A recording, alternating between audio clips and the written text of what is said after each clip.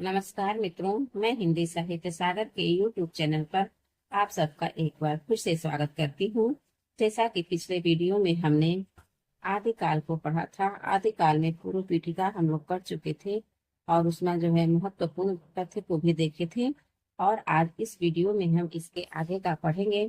तो चलिए बिना देर करते हुए हम अपभ्रंश साहित्य को पढ़ते हैं आज। और हाँ, उससे पहले मैं आप लोगों से कहना चाहती हूँ कि जिन्होंने मेरा चैनल को सब्सक्राइब कर लिया है उसको बहुत बहुत धन्यवाद, और जिन्होंने नहीं किया है वे जल्दी से जल्दी सब्सक्राइब कर ले, ताकि मेरे चैनल के साथ जुड़कर सरस्वती पांडे, गोविंद पांडे जी की पुस्तक को अच्छे से पढ़ सकें और समझ सकें। तो चलिए आज शुरू करते हैं अपभ्रंश साहित्य। डॉक्टर राम कुमार वर्मा ने अपभ्रंश भाषा के प्रथम कवि स्वयंभू को हिंदी का प्रथम कवि माना है। तो डॉक्टर राम कुमार वर्मा ने अपभ्रंश भाषा के प्रथम कवि और हिंदी का प्रथम कवि किसे माना है? तो स्वयंभू को माना है। स्वयंभू 8वीं सदी यानी 783 ईस्वी के आसपास विद्यमान थे। स्वयंभू को ही जैन परंपरा का भी प्रथम कवि माना जाता है। तो जैन परंपरा का प्रथम कवि किसे माना जाता है? तो स्वयंभू को माना जाता है। स्वयंभू के 3 ग्रंथ बताए जाते हैं। कितने ग्रंथ? तो 3 ग्रंथ बताए जाते हैं। कौन कौन से हैं? तो पहला है पौंचर्यु, दूसरा है ऋट्ठिणीचर्यु तथा तीसरा है स्वयंभू छंदस।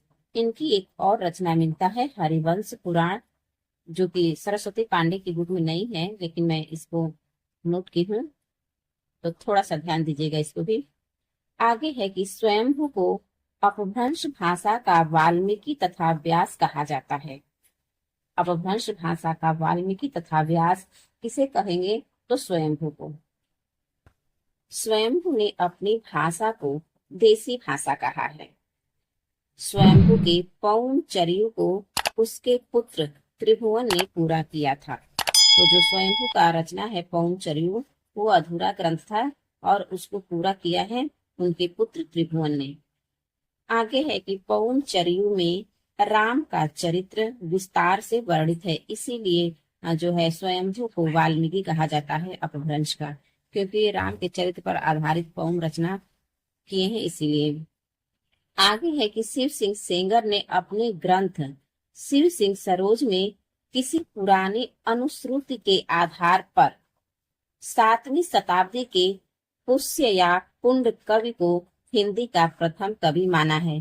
तो अभी हम पीछे देखे हैं कि राम कुमार वर्मा ने स्वयंभू को प्रथम कवि माना है अपभ्रंश का, और जो शिव सिंह सेंगर हैं, इन्होंने जो 7वीं शताब्दी के पुष्य या पुंड कवि हैं, इनको हिंदी का प्रथम कवि माना है। आगे आचार्य हजारी प्रसाद द्विवेदी के अनुसार यह पुष्य संभवतः अपभ्रंश का प्रसिद्ध कवि पुष्यदंत है।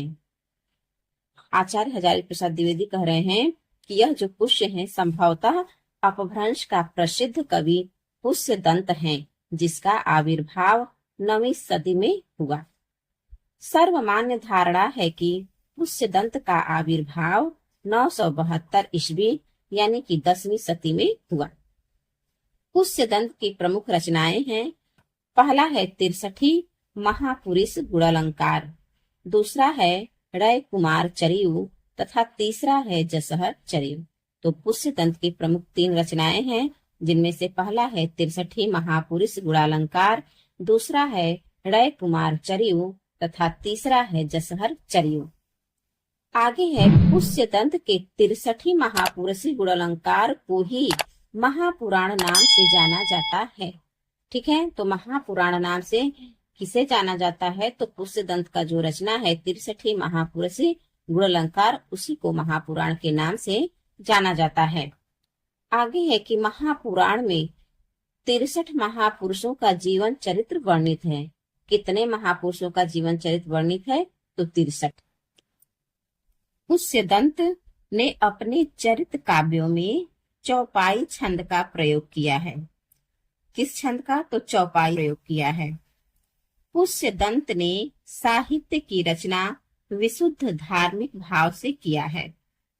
अपभ्रंश और अवहट में चौपई, और हिंदी में चौपाई बोलते हैं। जो चौपई है उसमें 15 मात्रा होता है और चौपाई में 16 मात्रा। तो कह रहा है कि अपभ्रंश और अवहट में चौपई 15 मात्राओं का छंद था। पुष्य दंत को हिंदी का भवभूति कहा जाता है। शिव सिंह सेंगर ने पुष्य कवि को भाखा की जड़ कहा है। तो पुष्य दंत को भाखा की जड़ किसने कहा है? तो शिव सिंह सेंगर ने कहा है। यहाँ से प्रश्न परीक्षा में देखे जाते हैं, तो थोड़ा ध्यान दीजिएगा इसको भी। आगे है कि पुष्य दंत ने स्वयं को अभिमान मेरु, काव्य रत्नाकर, कवि कुल तिलक आदि उपाधियों से विभूषित किया है। तो स्वयंभू खुद को ही कौन कौन सी उपाधियों से विभूषित किया है? तो अभिमान मेरु, काव्य रत्नाकर, कवि कुल तिलक आदि उपाधियों से विभूषित किया है। आगे है कि हरिसेन ने अपनी धम्म परीक्षा में अपभ्रंश के 3 कवि माने हैं। कितने कवि? तो 3 कवि माने हैं। कौन कौन से हैं? तो प्रथम है चतुर्मुख, द्वितीय है स्वयंभू और तृतीय है पुष्यदंत। यानी पहला है चतुर्मुख, दूसरा स्वयंभू और तीसरे को पुष्यदंत है। स्वयंभू ने चतुर्मुख को पद्धड़ियां बंध का प्रवर्तक तथा सर्वश्रेष्ठ कवि कहा है। स्वयंभू ने जो चतुर्मुख हैं उनको पद्धड़ियां बंध का प्रवर्तक और सर्वश्रेष्ठ कवि कहा है। पद्धड़ी 16 मात्रा का मात्रिक छंद है। इस छंद के नाम पर इस पद्धति पर लिखे जाने वाले काव्यों को पद्धड़ियां बंध कहा गया है। पुष्यदंत मान्य खेट के प्रतापी राजा कर्ण के महामात्य भीम के सभा कवि थे। धनपाल वाक्यपति राज मुंज के कवि सभा रत्न थे, जिन्हें मुंज ने सरस्वती की उपाधि दी थी। अपभ्रंश के तीसरे प्रमुख कवि धनपाल ने 10वीं शती में भविष्यत कहा की रचना की। 12वीं शताब्दी में जिन धर्मसूरी द्वारा लिखित ग्रंथ उपदेश रसायन रास 1114 ईस्वी को रास जैन रास काव्य परंपरा का प्रथम ग्रंथ माना जाता है। उपदेश रसायन रास अपभ्रंश भाषा का प्रथम रास काव्य है। तो यहाँ से प्रश्न बनता है कि अपभ्रंश भाषा का प्रथम रास काव्य क्या है? तो उपदेश रसायन है। रास काव्य परंपरा का हिंदी में प्रवर्तन करने का श्रेय भरतेश्वर बाहुबली रास 1184 ईस्वी के रचयिता श्री सालिभद्र सूरी को है। तो रास काव्य परंपरा का हिंदी में प्रवर्तन करने का श्रेय किसको है? तो भरतेश्वर बाहुबली रास को है। और भरतेश्वर बाहुबली रास की रचना किसकी रचना है? तो सालिभद्र सूरी की है। आगे है कि उपदेश रसायन रास 80 पद्यों का नृत्य गीत रासलीला काव्य है। अब्दुल रहमान द्वारा लिखित संदेश रासक पहला धर्मेतर रास ग्रंथ है। देसी भाषा में किसी मुसलमान द्वारा लिखित प्रथम काव्य ग्रंथ संदेश रासक है। तो यहाँ से भी प्रश्न परीक्षा में देखने को मिलता है कि किसी मुसलमान द्वारा लिखित प्रथम ग्रंथ कौन सा है? तो संदेश रासक है। संदेश रासक एक खंड काव्य है। प्रश्न बनता है कि संदेश रासक कैसा काव्य है? तो खंड काव्य है, जिसमें विक्रमपुर की एक वियोगिनी के विरह की कथा वर्णित है। विद्वानों ने उसका समय 12वीं शती का उत्तरार्ध और 13वीं शती का आरंभ माना है। किसका? तो संदेश रासक का। मुनि राम सिंह जैन साहित्य में सर्वश्रेष्ठ रहस्यवादी कवि कहे जाते हैं। डॉक्टर हीरालाल मुनि राम सिंह का आविर्भाव काल संवत 1057 के लगभग मानते हैं।